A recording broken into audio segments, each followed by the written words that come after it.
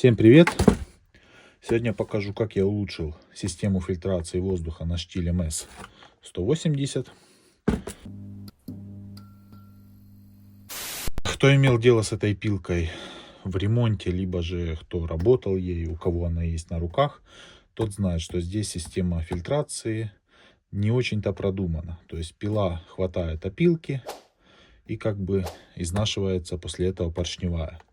То есть полностью стирает покрытие, задирает поршень, ну и так далее. Сейчас покажу, что сделал я и, собственно, как это улучшило фильтрацию воздуха. То есть наглядно посмотрим, как это задерживает опилки. Ничего сложного, сможет сделать каждый. Я уже протестировал, то есть со дня покупки эта пила работает вот с такой вот доработкой. И как бы никаких проблем. Напилила она, на минуточку, 20 деревьев она полностью спилила. От 30 до 35 сантиметров дерева. Ну, то есть на всю шину. 20 таких деревьев она полностью порезала по колодам. Там сантиметров по 30, да. Ну, то есть, понимаете, под корень полностью дерево разобрали. То есть наработка у нее уже не маленькая. К тому же это у нас двухмиксовый двигатель, который как бы очень капризный, если будет попадать туда мусор или опилки. Итак, давайте для начала объясню, как здесь работает система фильтрации. Сейчас сниму крышку и все наглядно покажу.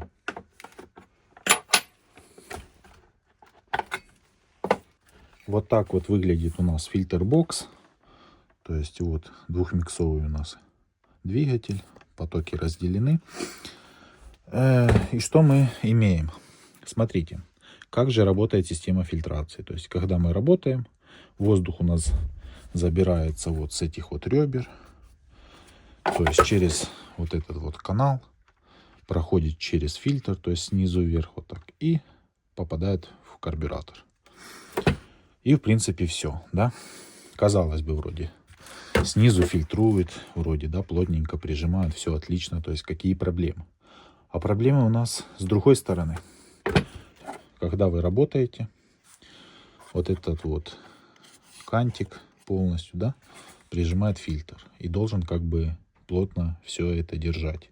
Но когда вы работаете, крышка вибрирует и, соответственно, вот здесь вот полностью по вот этой вот части тянется воздух вместе с вот такими вот мелкими опилками, которые, как вы понимаете, стирают покрытие на поршневой, ну и, собственно, приводит к замене цилиндра поршневой группы.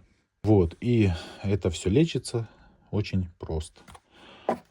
Нужен тоненький поролончик.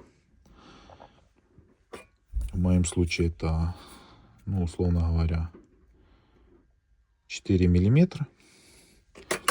И пропитать его пропиткой для фильтров. И все. Затем вы сверху вот так вот его устанавливаете. Он ложится плотничком хорошенько.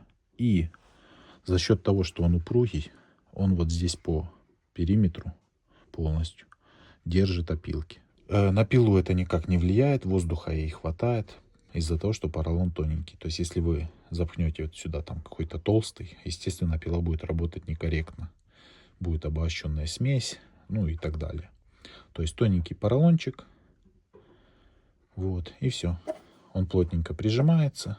И из-за того, что он пропитан маслом, даже если где-то какая-то пыль попадет, она просто прилипнет к самому фильтру. То есть вот такое простое решение, но довольно-таки эффективное. Поэтому, ребята, советую, устанавливайте. И, в принципе, все будет хорошо. Ну, соответственно, не забывайте там после определенного времени работы все-таки разбирать пилу и чистить этот фильтр. Вот такое вот простое решение, но эффективное.